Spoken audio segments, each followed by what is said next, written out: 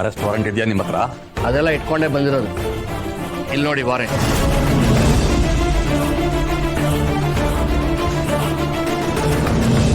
Warrant ಇದೆ ಅಂತ ಮಾತ್ರಕ್ಕೆ ಬಾಯಿಗೆ ಬಂದಾಗ ಏನೇನೋ ಮಾತಾಡಿ ಅವಮಾನ ಮಾಡಿ ಕರ್ಕೊಂಡು ಹೋಗೋದಲ್ಲ. I must speak to my lawyer. ಇವ್ರನ್ನ ಏನಕ್ಕೆ ಅರೆಸ್ಟ್ ಮಾಡ್ತಾ ಇದೀರಾ ಅಂತ ಕರೆಕ್ಟ್ ಆಗಿ ವಿಷಯನ ಹೇಳಿ. ಎಲ್ರಿಗೂ ವಿಷಯ ಹೇಳ್ತಾ ಕೂತ್ಕೊಳಕಲ್ಲ ನಾವಿಲ್ಲಿಗೆ ಬಂದಿರೋದು. ಅಷ್ಟಕ್ಕೂ ಅದನ್ನೆಲ್ಲ ಕೇಳಕ್ ನೀವ್ಯಾರು? ನಿಮ್ಗೂ ಇವ್ರಿಗೂ ಏನ್ ಸಂಬಂಧ?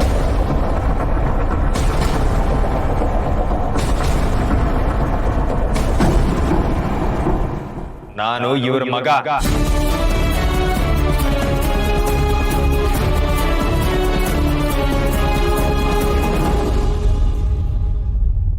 ಹೇಳಿ ಇನ್ಸ್ಪೆಕ್ಟರ್, ನಮ್ ತಂದೆನ ಯಾಕೆ ಅರೆಸ್ಟ್ ಮಾಡ್ತಾ ಇದ್ದೀರಾ? ಬರೀ ಅರೆಸ್ಟ್ ಮಾಡೋದಲ್ಲ, ಇಂಥವ್ರನ್ನ ಒದ್ದು ಒಳಗಡೆ ಹಾಕ್ಬೇಕು. ಇನ್ನು ಏನೋ ನೋಡ್ತಾ ನಿಂತಿದ್ಯಾ?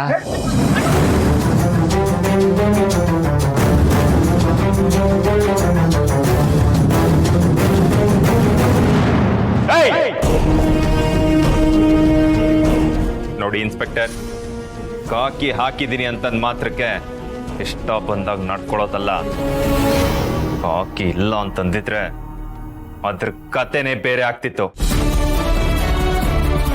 ಶೌರ್ಯ, ಸಮಾಧಾನ ಮಾಡ್ಕೋ. ಇನ್ಸ್ಪೆಕ್ಟ್ರೆ, ಏನಿದು?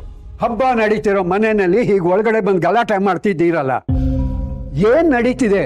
ನಿಮ್ಮ ಬ್ರ್ಯಾಂಡ್ ನ ಸ್ವೀಟ್ ತಿಂದಿರೋ ಆಶ್ರಮದ ಮಕ್ಕಳು ಹುಷಾರ್ ತಪ್ಪಿ ಹಾಸ್ಪಿಟಲ್ ಸೇರಿದ್ದಾರೆ.